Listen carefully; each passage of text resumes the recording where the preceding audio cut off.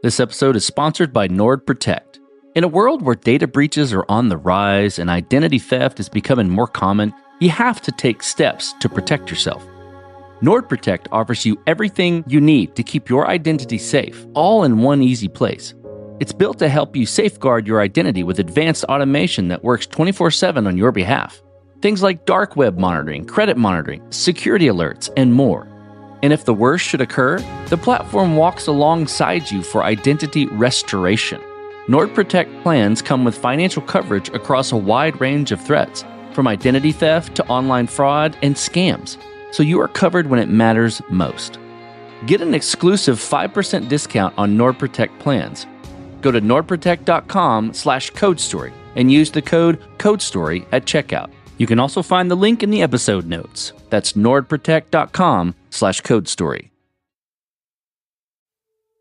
People ask me, why did I go into machine learning when I was able to do research in any part of computer science? I personally always felt that machine learning was the one part of computer science where if you showed someone what state-of-the-art was able to do, an average person that didn't know how it worked, they would always feel like it's magical. I feel like that magic that machine learning has, it's still there. That's the reason why I love that space so much. That's the reason why I've stayed in that space so much. That's the same principle that I apply to the products that I build.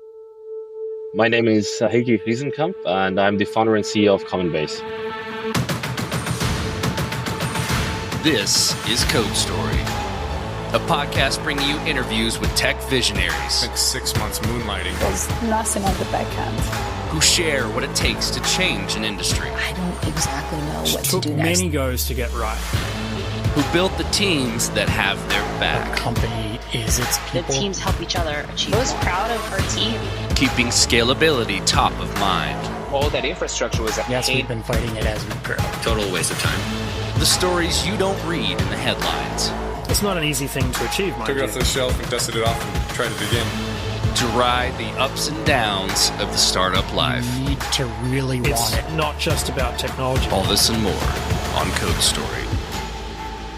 I'm your host, Noah Labhart, and today how Heiki Riesenkampf has made a way for you to talk to your customers by translating your speech to their language. This episode is sponsored by Incogni. Listen, guys, I don't know about you, but I get real tired of managing the spam and cold outreach to my contact info. Those annoying emails, phone calls from unknown numbers, wasting our time and valuable attention. Not to mention the bad stuff from data breaches, which are rising every year. To top it off, data brokers out there harvest our information and sell it to people who intend to spam you and scam you. So what do we do about it? Well, I use Incogni. I signed up to use the platform, and within 30 minutes, hundreds of requests have been sent and completed, removing my data from the public view. Incogni tracks down and removes your personal data from online directories, people search sites, and commercial databases. The process is fully automated for the hundreds of known data brokers who sell our data without consent. Got a site that they don't auto-hit? No problem. There's a custom removal feature to take down almost everything that is exposed online. So take it from me and take back your personal data with Incogni. Go to incogni.com/codestory and use code CODESTORY at checkout to get 60% off annual plans. You can also find the link in the episode description. That's incogni.com/codestory, because they can't harm you if they can't find you. Heiki Riesenkampf is from a tiny country called Estonia, later studying computer science in London and doing his postgrad in Zurich. He has been into machine learning since before all of the hype it has now.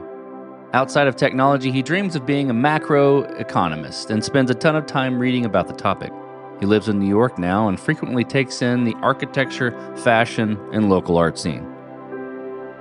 Previously, Heiki spent time working for a VC, eventually building a product in a completely different domain. After personally realizing that he didn't want to be known for the product he was building, he pivoted towards building something that impacted him personally as an immigrant. This is the creation story of Commonbase. Commonbase today is a universal speech translator. We help people speak any language in real time and help people connect with each other across language barrier and also cultural barriers. The company was started last year. After having spent some time working on the initial product, I realized I didn't want that to be my life's work. And that's after having moved to the US, I realized that my unique lens, my unique personal experience led me to discover the language problem, especially being here as an immigrant, and realize that, hey, this is something that I have personally felt throughout my life, needing to adjust to different languages and cultures. And this is something that I want to see as my life's work. And so that's the story of how I got to what I'm currently working on. So tell me about, and this will be super interesting. Tell me about the MVP for Commonbase, and this is the second version. Obviously, there's going to be technological overlap, like we talked about, but the MVP for what Commonbase is now. How long did it take you to build, and what sort of tools were you using to bring it to life? The very first version of Commonbase was built on top of third-party APIs. If you think of the problem of speech translation, you have different ways of solving the problem, but at a high level, you need to take the existing speech, you need to transcribe it into text, you need to take the text, translate the text into another language, and turn the translated text into speech again. So that is the initial pipeline of how we built the first version of the product. And the different tools that we relied upon was Twilio for connecting phone calls, and we ended up going with DeepRam for the speech transcription. Now we're using Llama run on grok for the translation, and we're using 11 Labs for the speech generation. So that was the stack for the initial MVP. That was just to prove the point that real-time speech translation at a very simple level is possible in 2024. Let's stay on that MVP for a minute. With any MVP, any version of a product, you have to make certain decisions and trade-offs around, how you're going to approach it. And I hear you saying, you approached it to prove the point. Tell me about some of those decisions you had to make: feature cut or approach or tech debt acceptance, all those things, and how you coped with those decisions. I built the product in a developer environment that I had never used before. I used Replit in order to build the very first version, and Replit was always known as the kind of education tool. What I liked about Replit, how easy it was to invite other people to basically check out your code and basically help you reason about the code. And so that was an interesting tool. I'm pretty sure that we will grow out of Replit, but I just want it to be as scrappy as possible and as collaborative as possible. And so that was an interesting choice that I do not regret making. And probably on the further stack part, I decided to use Twilio instead of basically building a web-based application, because it's just such a regular phone call is such a standard format for initiating an audio call. I would say, looking back at it, I probably would have preferred to build it on top of two different browser sessions instead of complicating things with bringing the phone connection into it. So you've got that version, you've proved the point. And I know it's still early days, but how are you maturing and progressing the product from there? And I think I'm curious about how, you build your quote unquote roadmap, right? And how do you go about deciding what is the next most important thing to build or to address? Our product is very different from your average SaaS application. We will or are already becoming a research-heavy company. I told you that the first prototype was built on top of third-party services. We're now in the process of fine-tuning our own machine learning models to do the same pipeline end-to-end. The next iteration of that would be to actually build our own end-to-end model that we will definitely based on some of the existing research papers that do end-to-end speech-to-speech translation, but all of that is a very active research area. In a way, I know which step we're going to take in terms of increasing the risk and complexity of the machine learning pipeline step by step, but it'd be very hard for me to predict how long it would take us to prove each step of the way. And regarding the APIs, or how our customers are going to connect to the core piece, which is the speech-to-speech translation, I feel like that part will likely stay relatively stable, and most of the efforts are going to go into just building the best-in-class speech translator. So how do you go about, or how are you going to go about building your team? And what do you look for in those people to indicate that they're the winning horses to join you? Well, this is the third venture-backed company that I'm now building, so I feel like I have plenty of battle scars and hiring mistakes from my last two ventures. My motto for building an early startup team is lean and mean. And what I mean by lean and mean is hiring people that punch above their weight. I do not care about pedigree. I mostly care about people being on board with the mission and willing to work hard, and having a very tight knit of engineers that come to the office every day and have as high information sharing and collaborative environment as possible. And so if you ask me in a few words, what do I look for in an early hire? It is excitement, it is willingness to work hard, and definitely low ego, because it just makes the collaboration a whole lot easier. And so that will be like a short answer. Given all of your experience, and you were doing machine learning before it's cool, right? So you've been around this space for a while. I'm curious about how you approach scalability, and I heard the tools you were using and things of that nature. But was this built to scale from day one, or are there interesting areas where you're fighting it as you grow? I feel like when it comes to scaling machine learning models or architecture, we're still very much in the early days. I feel like most companies are still writing their own infra once they get to the stage where they need to scale either their training infrastructure or scale their inference infrastructure. There are tools built by big tech to make that simpler, but typically you run into limitations relatively quickly. And so far, I see most companies having to roll some version of the infra themselves just to fit their very specific use case.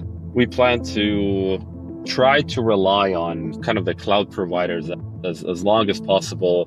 I don't want to build my own GPU cluster. I think that a waste of time for most machine learning companies. So unless you're building an LLM that costs you 10 millions or more to train, I think you're much better off relying on someone else's infra and not take on that DevOps responsibility yourself. So we're definitely going to rely on the GPUs that we get from the cloud providers in the early days. And yeah, you asked, have I seen the challenges? Yes, I've seen the challenges, but I feel like 2 years in the machine learning infra space is an eternity.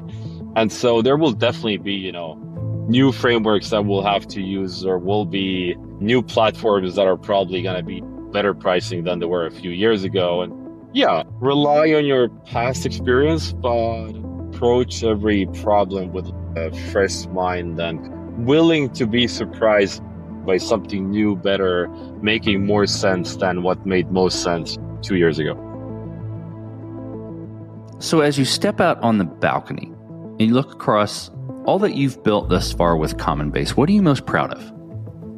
The optimizations that have gone to improve the latency of our very first product. Every customer call that we have, latency is always a question that comes up, and it's always one of the main parts of the conversation. If you want to have real-time translation, it's always a question of, right, like, what is real time? Is 2,000 milliseconds latency real time? Is 1,000 milliseconds real time? Is it 300? When we initially got started, we had a very, let's say, flaky infra in terms of how we scaled different streams, how we patched things together. I think I'm proudest of just very sober engineering decisions that led to much more stable infrastructure, that led to quite a lot of improved latency just from optimizing using kind of 80-20 analysis. And so trying to reduce networking time, trying to reduce the total number of API hops that we need to do between the API providers and our servers. I think I've applied 80-20 very well and gotten a lot of bang for not too much of engineering effort. That's probably what I'm proudest of, not over engineering the early version of the product. Okay, let's flip the script a little bit. Tell me about a mistake you made and how you and your team responded to it.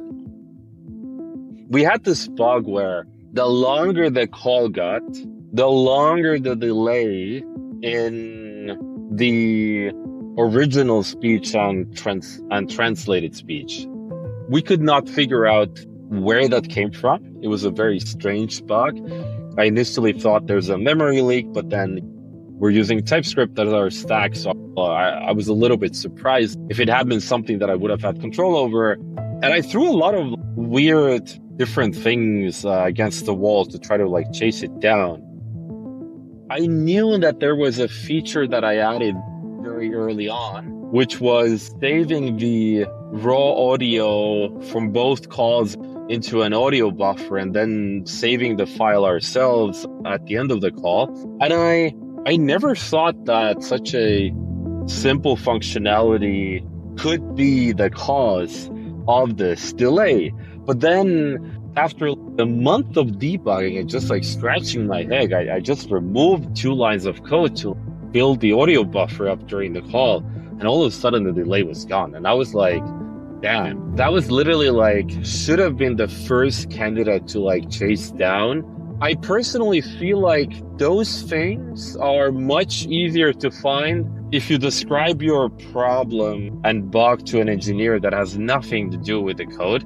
So basically rubber ducking the bug with another engineer. That's probably one of the costliest mistakes in terms of customer questions and dissatisfaction, in terms of not amazing demos to date. And that could have been totally avoided had I just approached the bug with someone with a fresh look at the problem. So yeah, collaborate more. That's maybe the ethos of the story. So this will be fun. It's early days. You are building a product that you're excited to be known for, now after the pivot. Tell me about what the future looks like for the product and for your team. So right now, I am heads down, heavy building mode. So we are trying to get our own model out of the door and replace the existing setup, while at the same time trying to improve our own infrastructure further. And so now we're at a stage where, in addition to building on a daily basis, we are also trying to hire and expand the team here in New York. Our office is located in Soho, and we have an in-office culture. And so right now I'm spending quite a bit of my time on interviewing early hires. We are hopefully about to close our technical lead position, and I'm interviewing a few machine learning researchers to start work on our own models.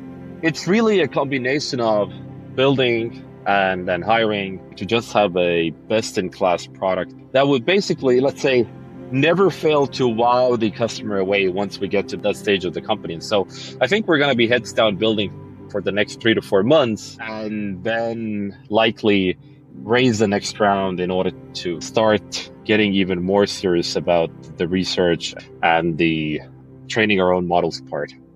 anyone building something early stage, I strongly believe that even the early versions of your product should wow the customer. And if people ask me, why did I go into machine learning when I was able to do research in any part of computer science? I personally always felt that machine learning was the one part of computer science where if you showed someone what state of the art was able to do, an average person that didn't know how it worked, they would always feel like it's magical. I did research on some early image generation algorithms using GANs.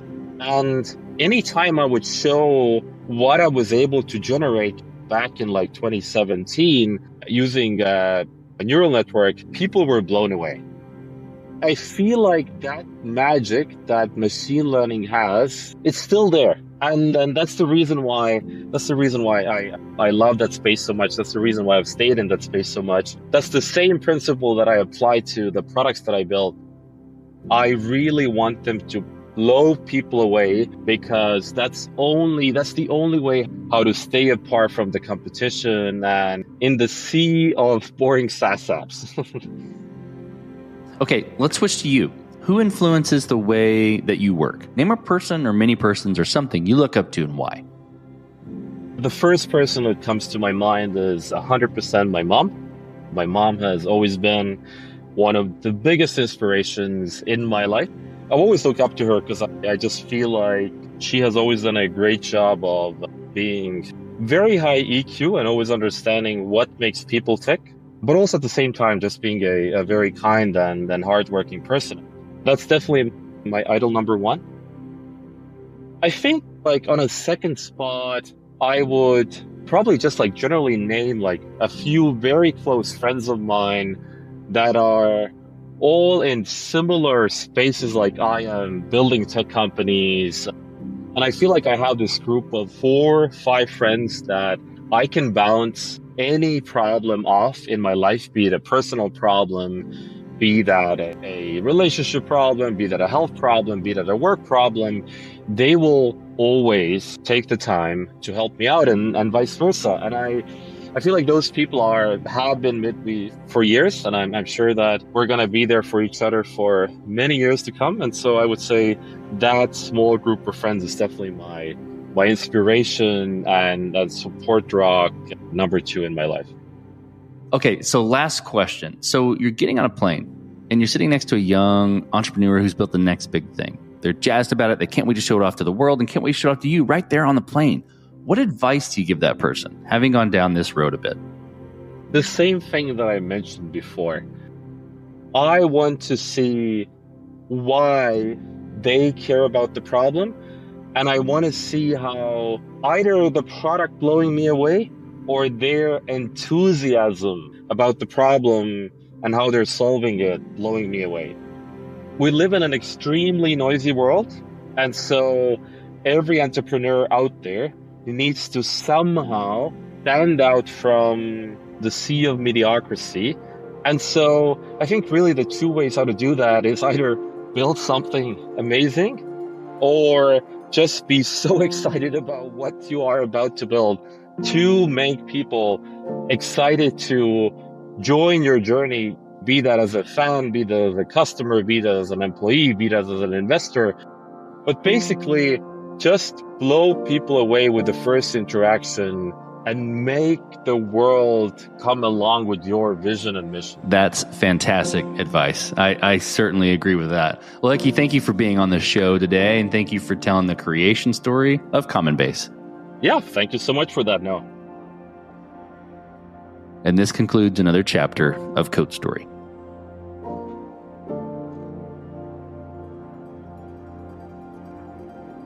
Code Story is hosted and produced by Noah Labhart. Be sure to subscribe on Apple Podcasts, Spotify, or the podcasting app of your choice. And when you get a chance, leave us a review. Both things help us out tremendously. And thanks again for listening.